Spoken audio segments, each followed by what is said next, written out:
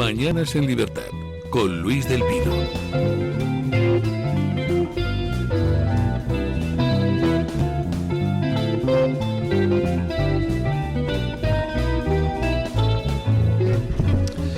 Bueno, 8:31 minutos, 7:31 en las Islas Canarias y comenzamos con nuestra tertulia de hoy.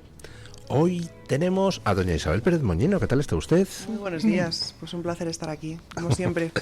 Tenemos a don Asís Timmermans. Fíjense si es importante doña Isabel Pérez Moñino, que ha conseguido que llegue pronto. Llevo aquí 10 minutos al menos. Pues esto no se graba, ¿no? Qué mentiroso, es como Sánchez, ¿eh? Y don Marcos de Quinto, ¿qué tal está usted? Muy bien. ¿Saludamos a Sofía? Sí, a mi reina Sofía, que tiene 6 años. Venga. Buenos días, Sofía, que va camino del colegio. Bueno, la que están liando ustedes con el tema de Madrid Sur en pie. Han iniciado ustedes una gira por todas las poblaciones situadas alrededor de Madrid, buscando el voto de los barrios, y la verdad es que no puede estar teniendo más repercusión mediática. ¿Cómo surgió la idea esta de Madrid Sur en pie? Bueno, pues son demasiados años de abandono del sur de Madrid y ya era hora de que se levantara y ya era hora de que los partidos políticos, en este caso Vox, que es el único partido político que ha tomado esta decisión, pues nos acercáramos a los barrios, a hablar con los vecinos, a hablar con los pequeños comercios que están sufriendo las consecuencias del abandono, las consecuencias de la inseguridad también, y que están sufriendo tras décadas de abandono de una casta bipartidista que ha estado pendiente de otras cuestiones, pero que han abandonado a la gente corriente, a la clase media, a la clase trabajadora. Tenemos una izquierda que cogió la bandera, decía defender a los trabajadores, y hemos visto pues que han hecho totalmente lo contrario. Y luego pues un Partido Popular que ha abandonado completamente la zona sur de Madrid, y es hora de que recuperen la dignidad, de que se reivindiquen sus necesidades y sus servicios. Y en eso consiste esta campaña, en recorrer todos los barrios y todos los distritos de Madrid Sur, y que los vecinos de Madrid sepan pues que su voz se va a escuchar en la Asamblea de Madrid y que vamos a recoger todas sus reivindicaciones.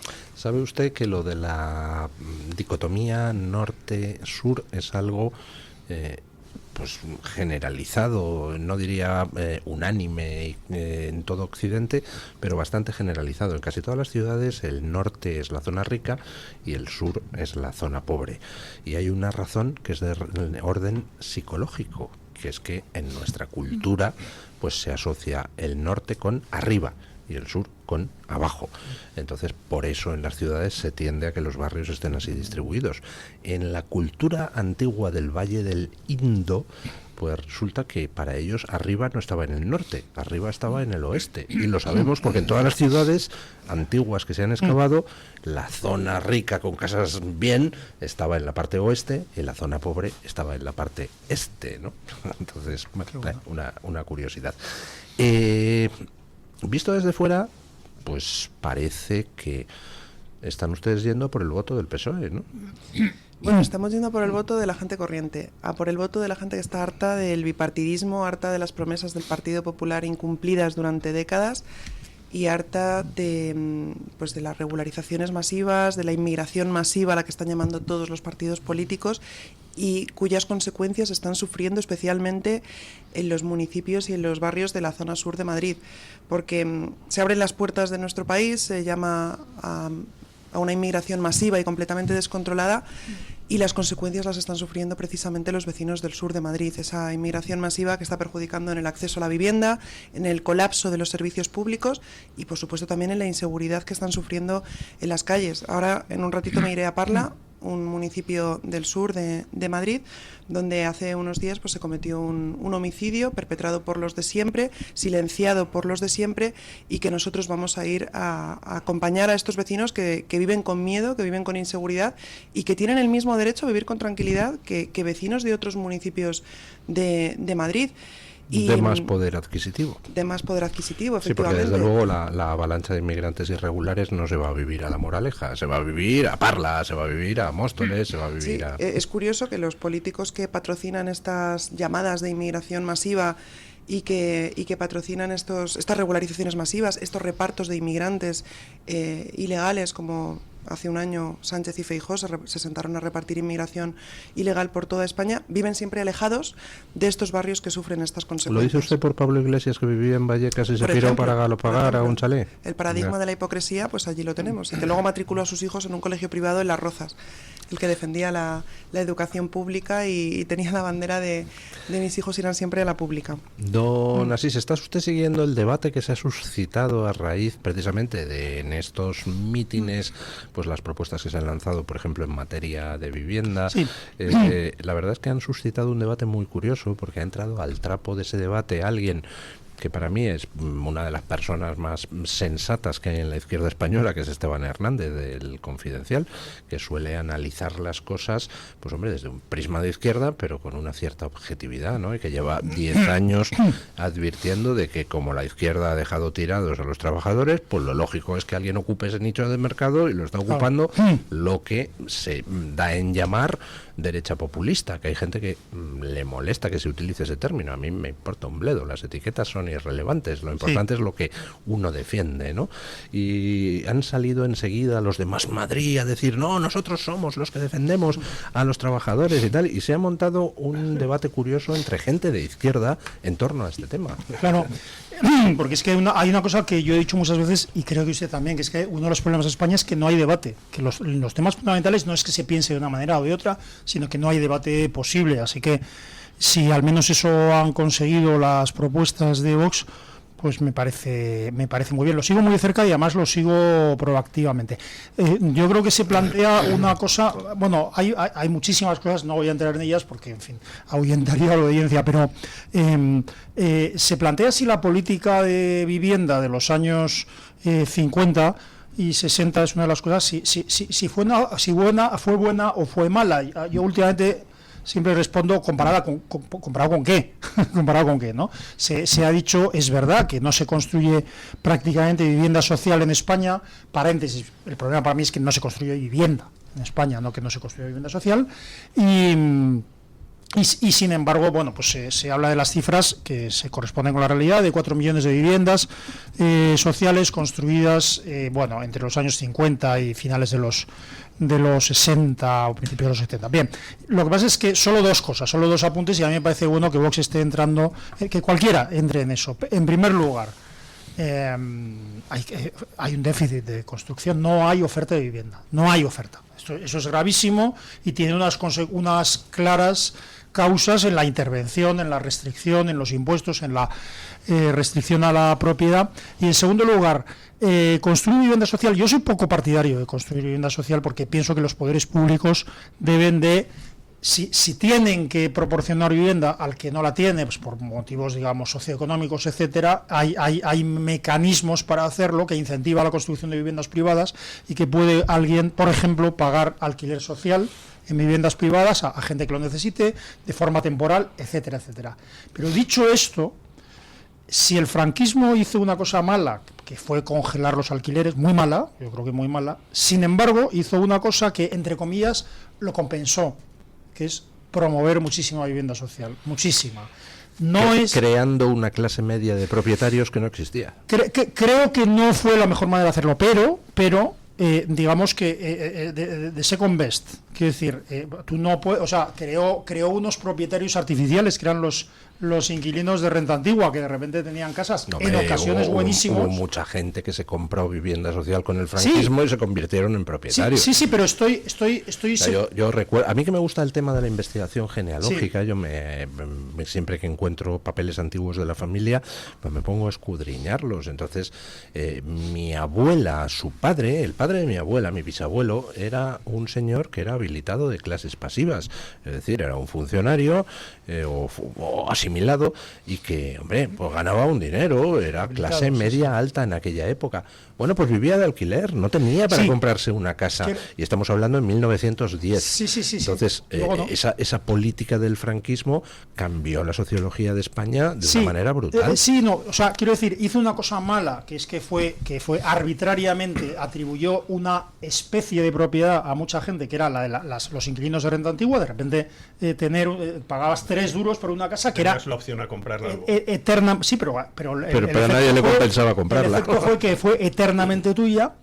Eso es malo. De hecho eso creó que en España el mercado de alquiler se rebajara enormemente, pero a la vez hizo una cosa que compensaba, entre comillas, eso, que es construir muchísima vivienda social, con lo cual en España, a diferencia de otros países de Europa, la proporción de propietarios de vivienda es altísima comparado con otros países de Europa. En otros países de Europa es más normal alquilar. Bueno, con todo este rollo, que espero que no haya desanimado a nadie, lo que quiero decir es que lo que es bueno es debatirlo. Yo soy más favorable a políticas que incrementen la oferta, que liberalicen el suelo, que reduzcan los impuestos, que reduzcan los costes, etcétera, etcétera, pero es que lleva a la izquierda, la supuesta izquierda social, prometiendo cada vez, cuando promete 100.000 viviendas y no construye una, dice, no, pero no os preocupéis, porque ahora voy a prometer 200.000. Y claro, cuando ya sigue sin construir ninguna, lo siguiente es prometer 300.000. Hay que entrar en el debate. A mí me parece bien el 80% de las cosas que está promoviendo como cabeza de Vox Carlos Quero, al cual aprecio mucho. Y me parece muy bien que se discuta y que se haga algo de una vez, ¿no, Marcos? En ese sentido es curioso cómo cuando nace Vox en el 2018 con la entrada en el Parlamento andaluz, es que fue solo hace, no llega a 7 años que nació Vox, diciembre de 2018, que nació para la presencia política real, ¿no? Y madre mía, lo que han cambiado las cosas, porque cuando Vox empezó a poner sobre la mesa ciertos temas, como por ejemplo la inmigración, con aquel cartel en el metro donde decía, esto nos cuesta cada mena al mes, esto cobra tu abuela de pensión, madre mía, la que se montó, se les echaron encima, xenófobos, no sé qué, no sé cuántos, pero al final se está produciendo una cosa curiosa, y es que tema que saca Vox a la palestra, tema que termina siendo mainstream en la discusión, y ahora con el tema de vivienda está pasando igual. Es que la verdad es revolucionaria. A mí lo que me encanta de lo que se está haciendo en estos momentos y en Madrid, me encanta es la ruptura del status quo, porque de alguna manera el bipartidismo tenía una especie de acuerdo colusorio, en el sentido de un reparto del votante como si fuera ganado. Entonces dice, bueno, la periferia le toca al PSOE y le toca a la izquierda y es de ellos, y entonces ahí no vamos a meternos en el barrio de estos, y el otro pues nos toca a nosotros. Y entonces pues lógicamente, como eso se tomaba ya como hecho, por eso esta rabia que tiene Más Madrid, tal, que son nuestros, que nos van a quitar a los votantes porque nos pertenecen, tenemos aquí un certificado de propiedad de los votantes de la periferia. Pero bueno, vamos a ver, o sea, os habéis dedicado a olvidaros de todos sus problemas, solamente hacéis manifestaciones contra el gobierno y solamente os dedicáis a hacer manifestaciones pro Hamas y pro Palestina, y habéis olvidado a la gente.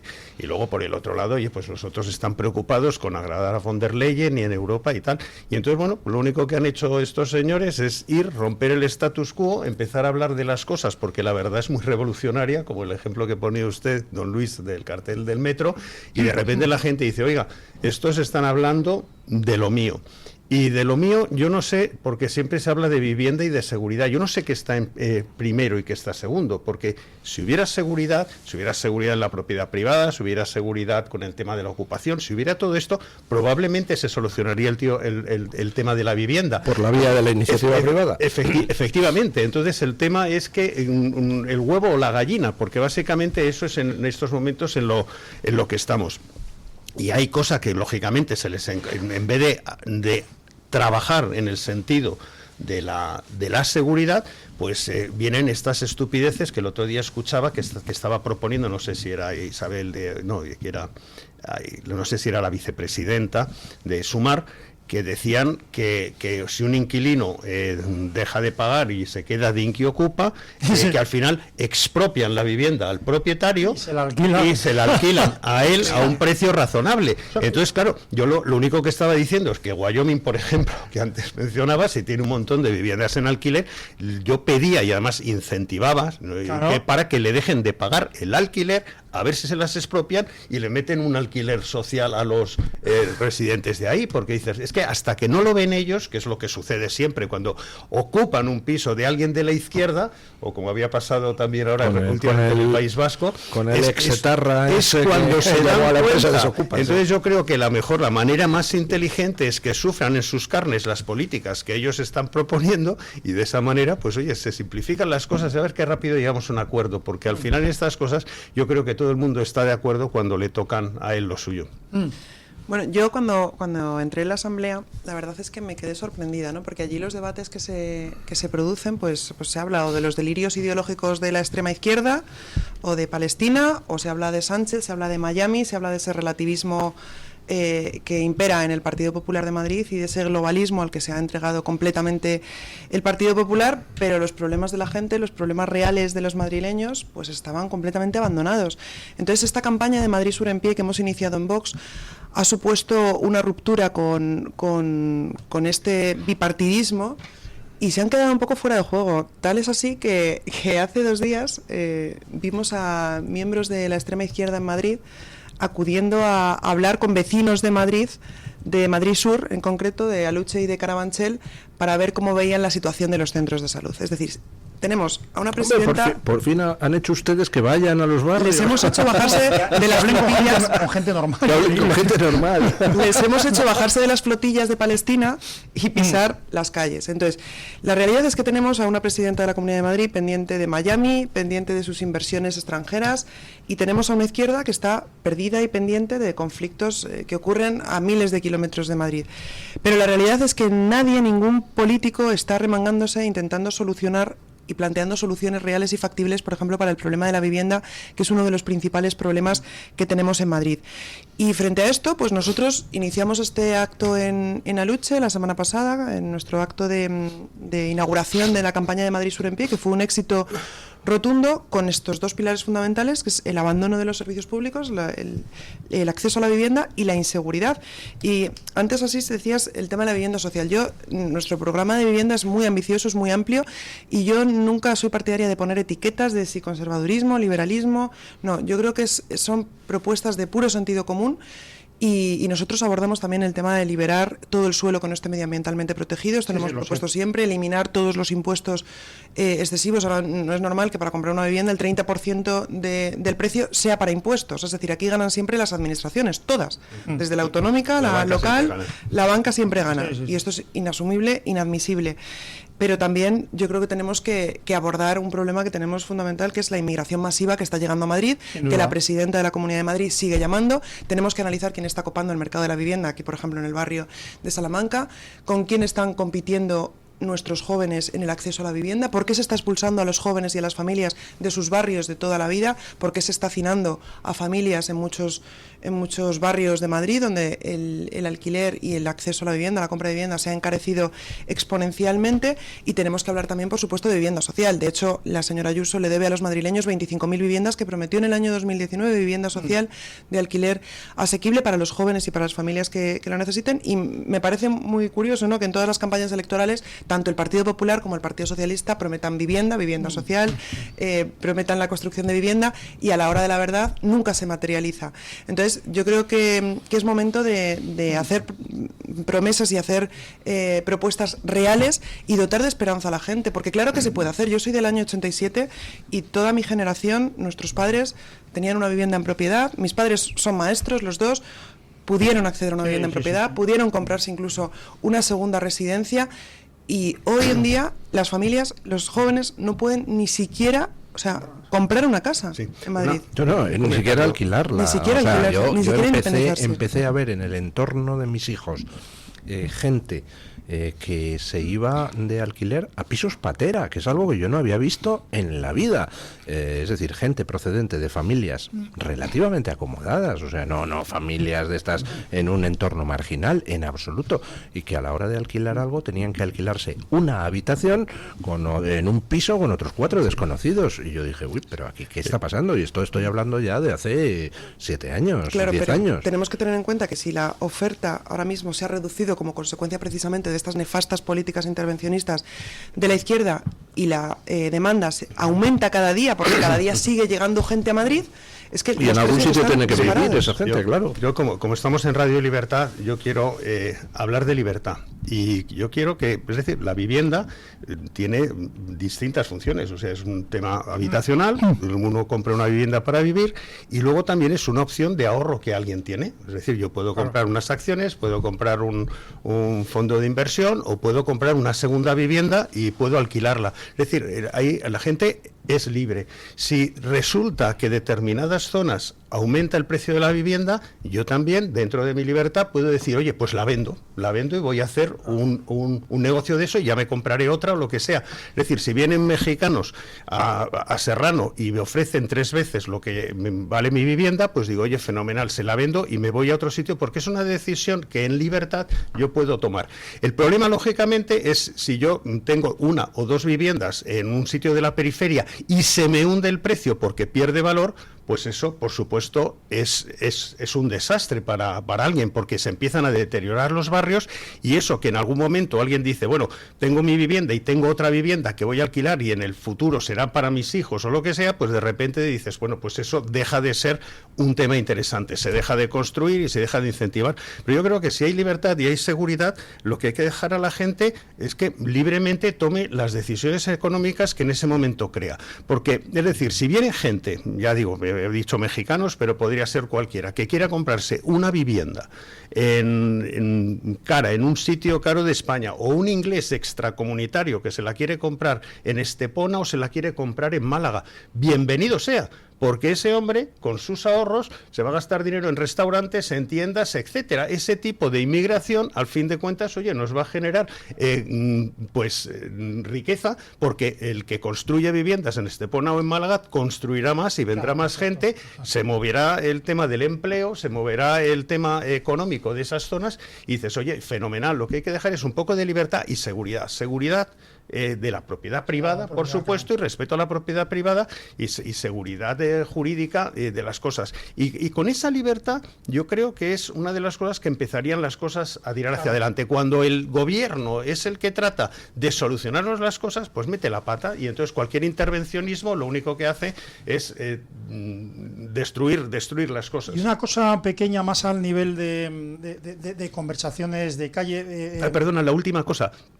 Comentar a gente que sepan que en la calle Serrano ya no queda terreno urbanizable, porque si al final todo lo que aspira la gente es que yo quiero vivir en un piso asequible dentro de la calle Serrano, pues decir que ya no hay terreno urbanizable, a no ser que nos carguemos el Parque del Retiro y hagamos ahí viviendas sociales. No dé usted ideas, porque se cargaría en el Parque del Retiro y se lo concedería a Sánchez a algún empresario amigo para que haga ahí algo. Bueno, lo retiro. A ver si en el Valle de los Caídos nos van a hacer también viviendas. No, mente. La bicha. Una cosa, yo cada vez oigo más, cuanto más dramático se vuelve el problema, esos comentarios de quien dice, joder, Piden 400.000 euros por un piso de... ¡Qué cabrones! ¡Qué desgraciados! ¡Qué hijo de puta el tío que me está pidiendo! Oiga, que estamos en horario infantil. Ay, perdón, es que me estoy animando. Estás culpando a un señor que pide por la casa lo que le pagan por ella.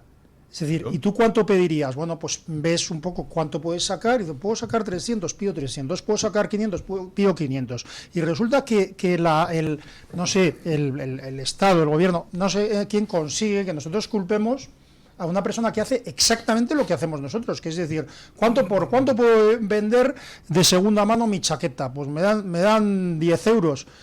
Claro, yo cojo y no digo, no me des 10 euros, me das 5. No, quiero decir con esto, es decir, hay que fomentar la oferta, hay que hacer vivienda social, hay que hacer lo que haya que hacer, pero la culpa de que el precio de la vivienda esté en un determinado nivel no es del que la vende. ni es del que la compra, es de las restricciones a la compra y a la venta, sin ninguna duda. Correcto, yo creo que estos son años de políticas que no han funcionado en materia de vivienda, es evidente. Siempre digo que Pedro Sánchez es una tragedia, pero es una consecuencia totalmente de años de bipartidismo en los que no se ha hecho absolutamente nada. Y hablando de Madrid, pues tenemos un mercado de la vivienda completamente tensionado, completamente imposible el acceso a la vivienda para los jóvenes y claro, están compitiendo en el mercado de la vivienda con personas que acaban de llegar, con grandes fortunas en caso del barrio de Salamanca y también en barrios de la periferia de Madrid donde se está hacinando a familias en pisos donde viven a lo mejor 2 familias de origen extranjero y están dispuestos a pagar más por ese alquiler que un joven que se quiere independizar con su pareja o con su mujer.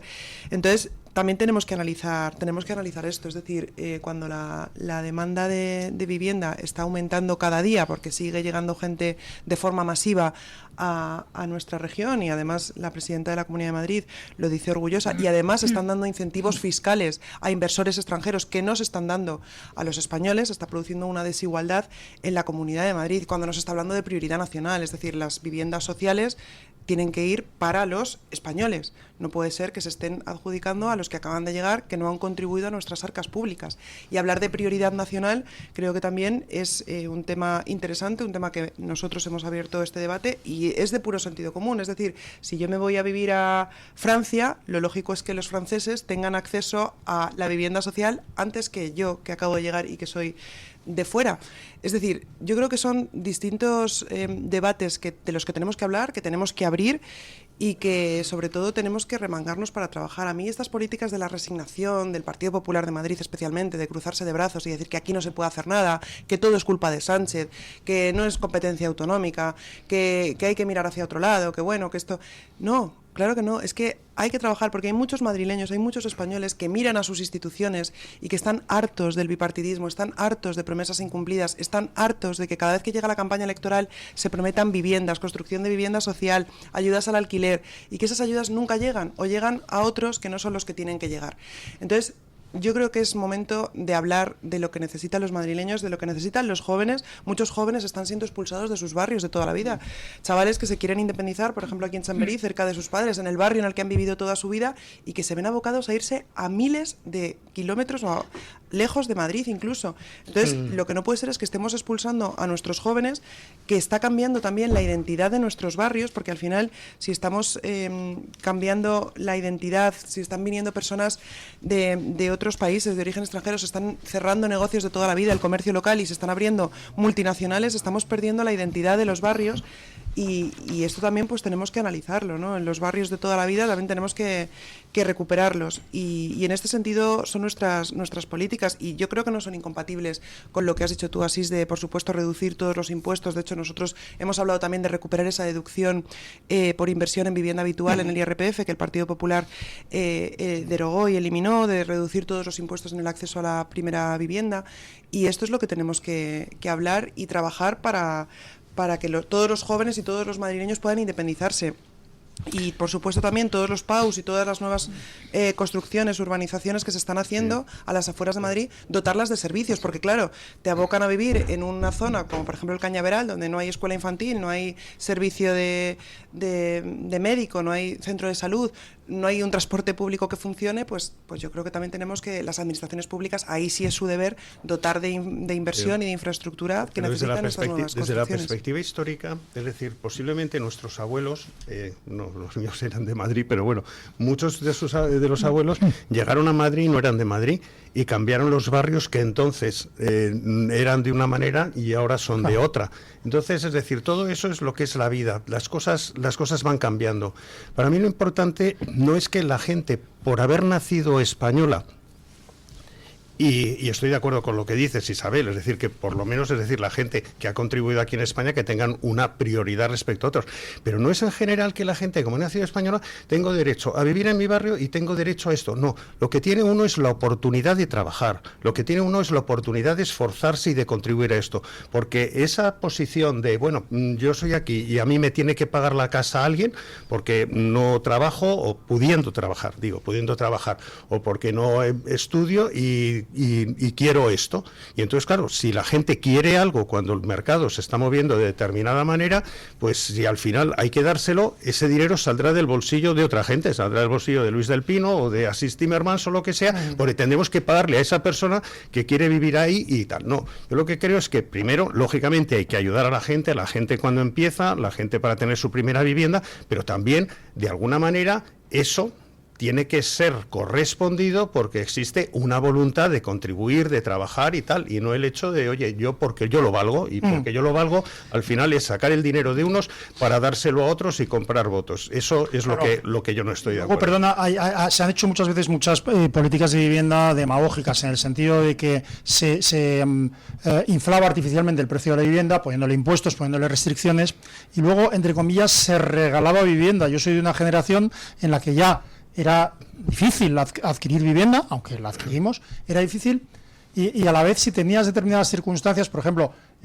unos ingresos reducidos, paréntesis, la gente joven cuando empieza a trabajar en general tiene ingresos reducidos, con lo cual gente con patrimonio preexistente de sus padres, etcétera, muy grande, les regalaban, entre comillas, o sea, les daban pisos muy baratos. Pero otro tema es que lo puedas devolver, es decir, en Estados Unidos, por ejemplo, si uno quiere entrar a una universidad, a lo mejor el Estado te puede ayudar, pero posteriormente tú tienes una deuda y tienes que devolver ese préstamo una vez que ya se entra en el mercado de trabajo y tal, y lo devuelves. O sea, esa mentalidad de que no son las cosas regaladas. Pero lo que quiero decir es que muchas veces los políticos han hecho, yo creo, en los últimos países, y esto han sido políticos de derechas y de izquierdas, muchas veces lo que han hecho es no arreglar el tema de la vivienda, es decir, que la vivienda sea muy, muy, muy, muy difícilmente accesible, pero eso es la culpa del maldito mercado. Yo, que soy el político bueno, concedo viviendas sociales al pueblo, y entonces quedó muy bien porque he dado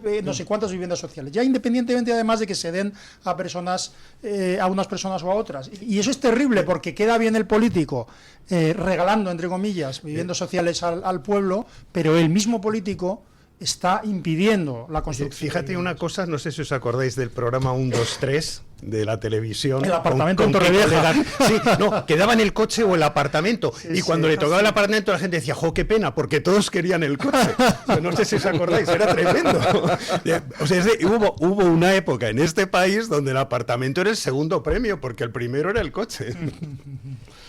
Bueno, como se tiene que ir doña Isabel Pérez Moñino a otras cosas, le agradecemos mucho que nos haya acompañado este tiempo, como se tiene que ir dentro de 7 minutillos o así, pues no me gustaría dejar que se fuera sin antes comentar un poquito sobre el juicio al fiscal general del Estado. ¿Cómo lo está viendo usted?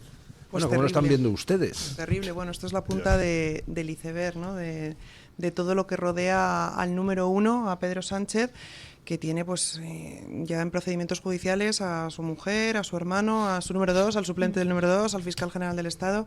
Pues es una vergüenza, es un bochorno, ¿no? Para toda Europa. Cualquier país democrático, cualquier país europeo que esté mirando a España y que esté viendo pues desfilar en el Senado a mises de no sé dónde, hablando de temas personales, es que es una vergüenza para toda España, para todos los españoles, tener que estar presenciando esta trama de corrupción de un gobierno criminal, de un gobierno que nos ha traído hasta aquí, y es pues una verdadera vergüenza, ¿no? La corrupción endémica de los partidos de siempre y la vergüenza que supone para todos los españoles. Hablábamos antes de pagar impuestos, y es que es verdad, o sea, pagamos cada vez más impuestos, tenemos cada vez peores servicios públicos, y vemos que el dinero público al final donde fluye pues es en la sede de Ferraz, en este caso, que se ha dilapidado y se ha malversado de una forma totalmente vergonzosa para todos los españoles. Vox está personado en todos los procedimientos judiciales que se siguen contra todo el entorno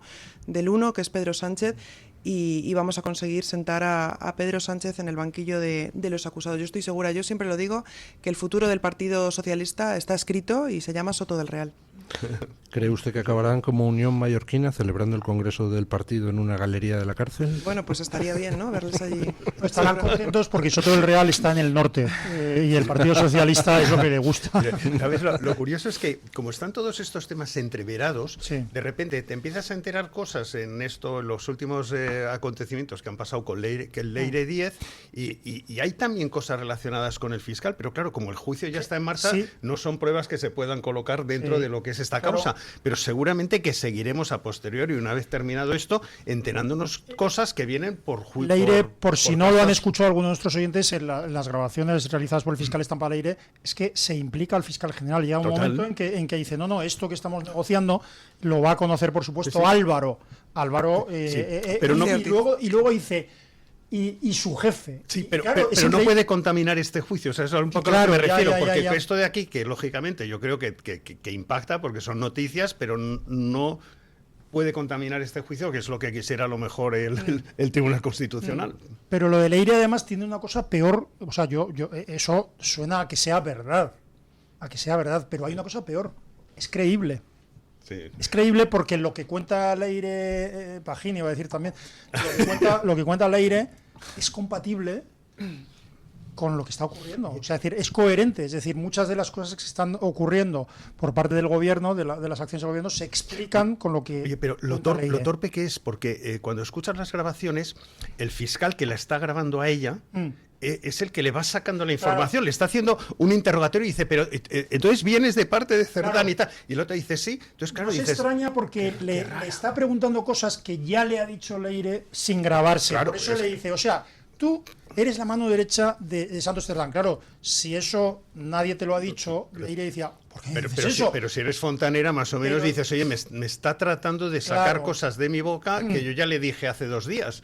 Entonces, y eso ya es para empezar. Claro, pero lo que quiero decir es que lo que está Leire 10 está exhibiendo su poder, un poder Sí, sí. real. Bueno, es decir, y además no fantasmea en el sentido de que le dice, bueno, esta conversación la conoce Pedro Sánchez. Y dice, no, todavía no.